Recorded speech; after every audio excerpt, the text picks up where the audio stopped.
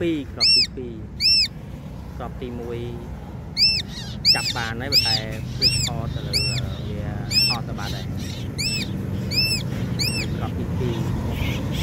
đấy chụp có máy nhỏ gì máy tạm các bạn còn tiền bàn tầm mùi pi nó có một bàn pi nó đọt có rào pi trời và màu tiền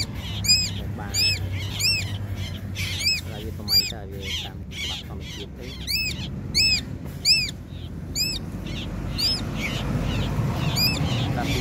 Biết được châu làm thì nắng chạy vô toàn nhưng đi tập tam play miền hai tây vậy kia to đáy nó mình được lớn về mà lớn to đáy mà